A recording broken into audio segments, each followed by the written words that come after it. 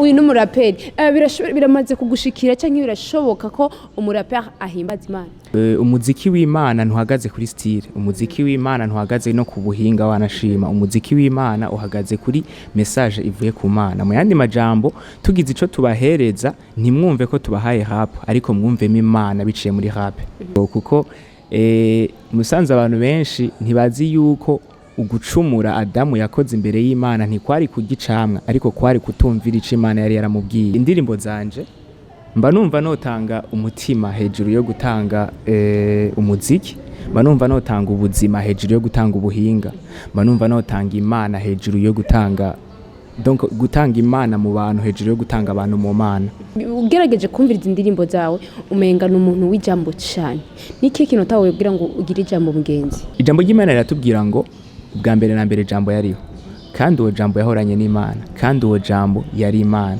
Ugiye kubiraba ikintu ca mbere umuntu yarakwiye guhereza agaciro mu buzima bwiwe ni jambo hejuru y'ikindi kintu cyose, apana amajambo yari yose ariko ijambo ry'Imana.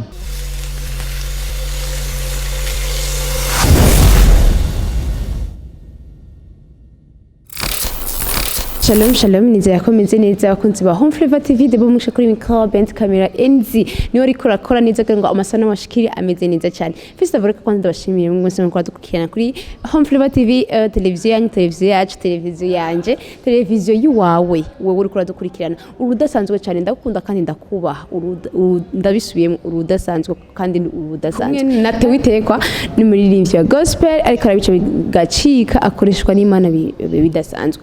Kora message atanga by'ukuri ziba zirimo message y'Imana ije mu y'Imana. Ono si wende ni MP, nkunze kumwita MP, ni nako yitwa abenshi kumenyeye kuzinga Parfait. Narabarandire kwanza ndamuhe akaryo abaramutse bakunzi ba Home Flavor TV n'abakunzi ba MP n'abakunzi ba gospel bose muri rusangi. Ni sawa? Ego ni sawa.